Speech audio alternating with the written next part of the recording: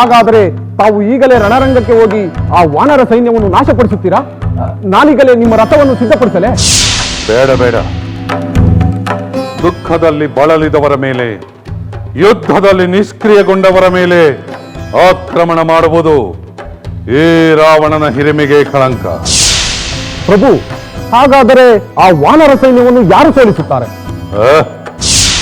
ನನ್ನ ಪುತ್ರ ಮೇಘನಾದ. ಈಗಾಗಲೇ ಅವನ ರಣತಂತ್ರದಿಂದ ರಾಮ ಲಕ್ಷ್ಮಣರು ವಾನರ ಸೈನಿಗೆ ಆಘಾತಗೊಂಡಿದೆ. ಅವನೇ ಆ ವಾನರ ಸೈನ್ಯವನ್ನು ಧ್ವಂಸ ಮಾಡಲಿ. ಪ್ರಭು, ಆದರೆ ಇಂದ್ರಜಿತ್ತು ಕಾಣುತ್ತಿಲ್ಲ. ರಣರಂಗದಲ್ಲಿ ಅದೃಶ್ಯರಾದವರು ಎಲ್ಲಿ ಹೋದರೋ ತಿಳಿಯದು ಪ್ರಭು. ಅವನು ಎಲ್ಲಿ ಹೋಗಿದ್ದಾನೆ, ಏನು ಮಾಡುತ್ತಿದ್ದಾನೆಂದು ನನಗೆ ತಿಳಿದಿದೆ. ನನಗೆ ಅಪ್ಪಣೆ ಏನು ಪ್ರಭು? ನೀನೀಗಲೇ ರಣರಂಗಕ್ಕೆ ಹೋಗಿ ರಾಮನ ಬಿಡಾರದ ಹತ್ತಿರವೇ ಇದ್ದು ಏನಾದರೂ ಮುಖ್ಯವಾದ ವಿಷಯವಿದ್ದರೆ ನನಗೆ ಬಂದು ತಿಳಿಸು. ಹಾಗೆ ಆಗಲಿ ಪ್ರಭು.